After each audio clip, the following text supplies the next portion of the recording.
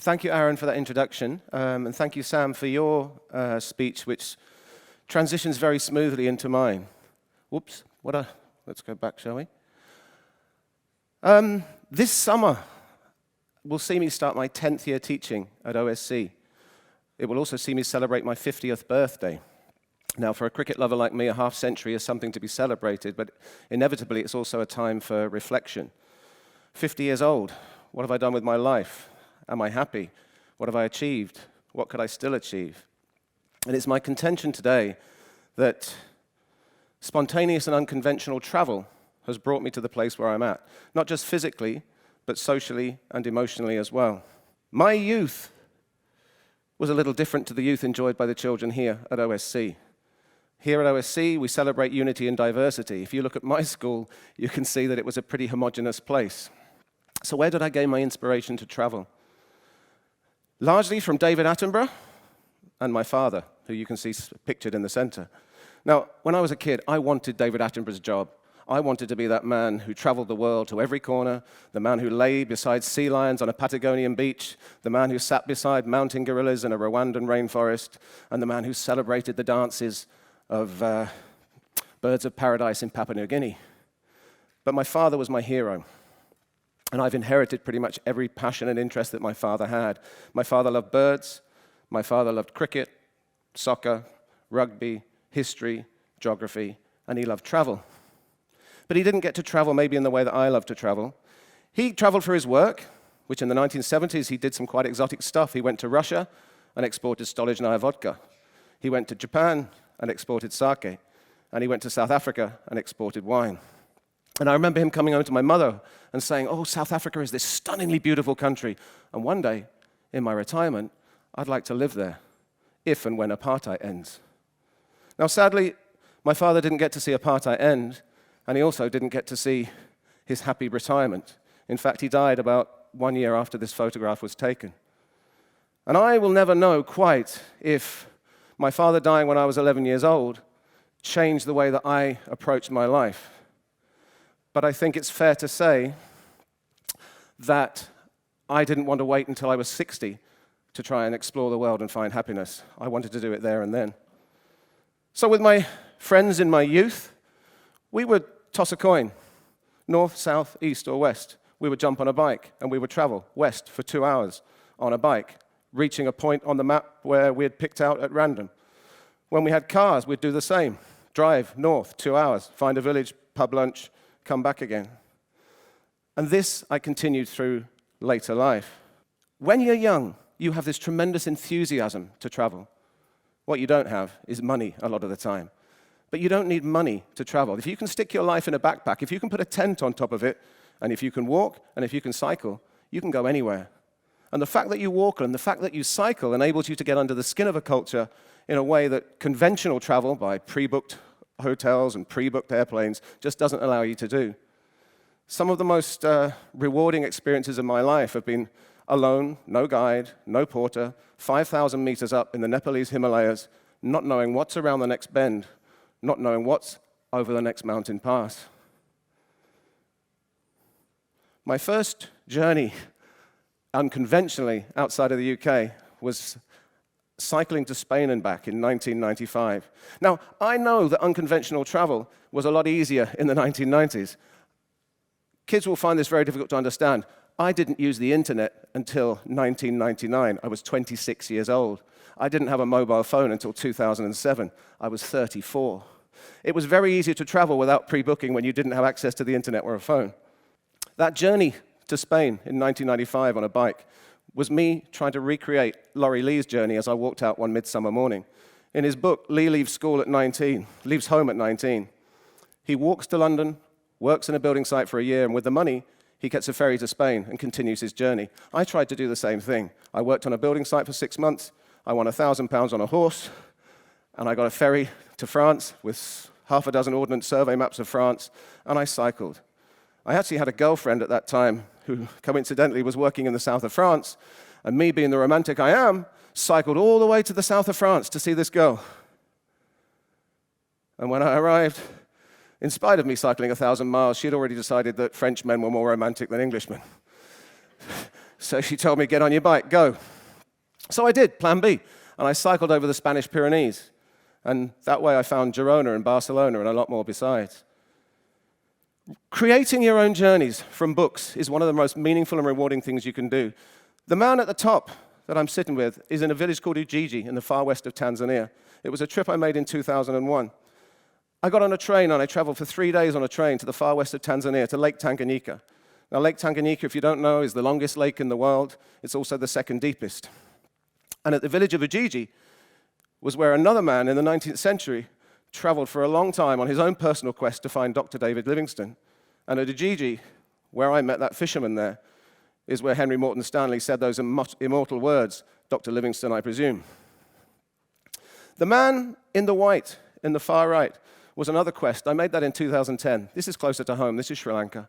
I was living in India. I came here in 2010.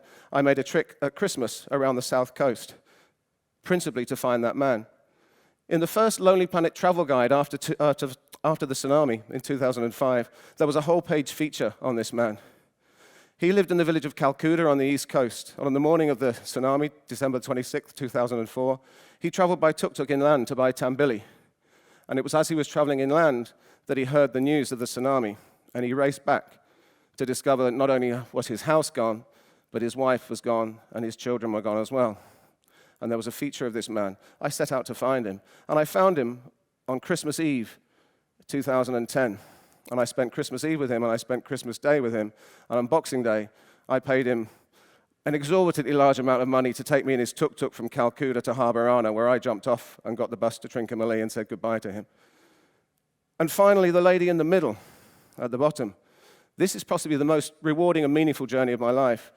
Whilst in Canada and Alaska, and I made 2 trips to Canada and Alaska in 2003, 2004, I went to seek out this lady on Vancouver Island.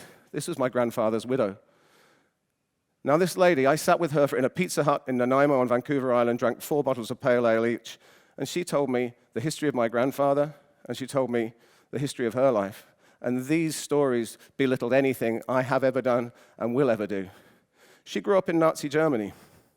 She was 16 in 1942. She was forced to work in a German munitions factory. 1944, aged 18, she'd had enough. She sneaked onto a train, traveled south to the Swiss border, was detained at the Swiss border, and pushed back into Germany again. Undeterred, she went back to her hometown. She told her friends, we can get out. And with 2 friends, they sneaked onto a train in the middle of the night, a goods train. They traveled south through Germany. They jumped off a moving train. They hid in the Black Forest for 3 months until the Allies liberated southern Germany. 6 years after that, in 1951, by pure coincidence, she was on the same ferry leaving Europe for Montreal that my grandfather was on, and it was 6 years after that in Vancouver that they met and married in 1957. My first job abroad was in Japan. Now, I had returned a year before that. I'd returned from a massive backpacking trip in Africa. I got to the UK, didn't want to be there, got a job as a truck driver, had the most awful accident, stuffed my truck into a line of 14 stationary vehicles on Britain's second busiest motorway on a Friday afternoon. I made Radio 1, and I was fired. I got a job at a call center in Edinburgh, Motorola mobile phones. And at the same time, I applied for a teaching English job in Japan. And I got it, but I didn't know where I was going. I got a letter that said, take the job, and then we'll tell you where you're going, or decline the job. So I took it. I went to Japan. It wasn't Tokyo. It wasn't Osaka. I lived in a tiny town, coastal town, 160 kilometers north of Hiroshima. And I was a celebrity. We were probably 3 Westerners within about 15, 20 miles. I knew the chief of the police. I knew the chief of the fire brigade. And I knew the mayor. And in the mayor's infinite wisdom, he decided to make me the town's traffic safety ambassador. This involved me traveling to 12 or 14 different locations around the town with a message in Japanese, being greeted by a group of pensioners who applauded loudly when I read the mayor's traffic safety message. Now, about 2 months after I'd done this the first time, I was traveling through my town in my car, racing home for a football match, and a policeman jumped out with a speed gun, and he stopped me. And he said, you realize you were doing 50 kilometers an hour? I said, height. License. I gave him my license. He looked at it and he said, Skoto-san desu ka? Hai, so desu. Kotsuanzen Taishin.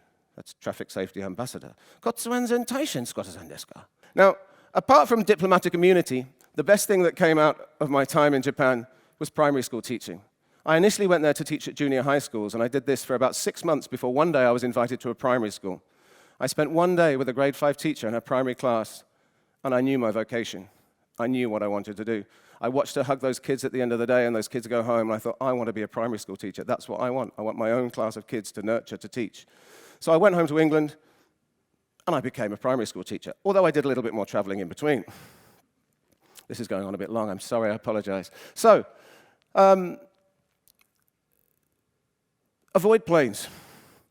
The best journeys I've ever done, the most rewarding ones, are ones where I've hitchhiked through Japan, South Africa, Malawi, Tanzania, where I've gone on ferries and trains, largely a lot in Africa and in Asia as well. One particular story, the three guys, the three policemen, this is on the ferry. This is the same trip as Ujiji. This is my David Livingstone trip. Having met my David Livingstone, a fisherman in Ujiji, I jumped on the ferry. There's a ferry that goes for 3 days down Tanganyika. And I shared a third-class cabin with a Congolese trader and an off-duty Burundian soldier. On the daytime, I spoke to these three guys. These three guys were, at that point, they'd just finished a 6-month shift at the largest, what at that time was the largest refugee camp in the world, housing hundreds of thousands of displaced Tutsis and moderate Hutus who had escaped the genocide in Rwanda. They had just done a 6-month shift and were returning home. I also spent an afternoon, this was 2 months after the attacks on the Twin Towers in New York. I spent an afternoon with a Christian Zambian sugar trader and a Tanzanian Yemeni, or a Tanzanian of Yemeni descent. And we sat there wondering why intolerance amongst some religious types was so intent that they couldn't see each other's commonalities and just get on, when we three could stand there and talk all day. On another note, the two Argentinians I meet with there. This was the Soccer World Cup 2002 Japan. Having watched England play Sweden in Tokyo, my friend and I had tickets for the England-Argentina game. Rather than do what the tens of thousands and others were doing, which was catch the train or fly, we decided to take the 24-hour ferry from Tokyo up to Sapporo. The only other two foreigners on that ferry were two Argentinian fans. And the four of us spent that 24-hour journey talking, drinking, laughing, watching Ireland get an equalizer in the last minute against Germany, which everybody celebrated. Now, when we arrived in Sapporo, the four of us got off the ferry, we went into Sapporo, where I witnessed tens of thousands of English football fans chanting anti-Argentinian songs and evoking memories of the Falklands War. And to me, it was tragic. Many times in your life, people will say to you, oh, if you ever come here, you must visit us. Do it. I've been doing it all my life. I've met people on trains in Sri Lanka. In the days before the mobile phones, on trains across to Ella in 2001, 2005, I collected walletfuls of addresses of people in Haputale, Bandrawela. And they invited me for lunch, and I went, and I had some of the most amazing experiences spending days with them. The Japanese guy I met in Alaska, he's watching now live stream from Okayama. He visited me, well, when I lived in India, he came to stay with me, and I've been to see him twice in Japan. Friends for life are the friends that you meet when you're on the road. And the opportunities that come along are superb.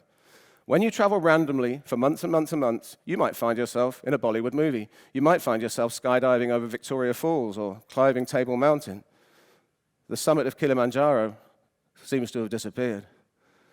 Or you might find yourself recording a radio jingle in a small Ugandan town near the Sudanese border, as I was doing in one photo. Solo travel gives you something that conventional travel to a pre-booked hotel cannot do. Solo travel opens your eyes, but it opens your mind, and it opens your heart. The people that I've met, the history, the cultural humility, thank you, Sam, that I've gained through my travels, has given me an insight into many countries' culture and history in the world, and the people that live within them, that I could never have gained sitting in England in my homogenous town and waiting till 60 to be happy in retirement. I've gained my happiness as I traveled. And my happiness is here. My happiness is here in Sri Lanka now.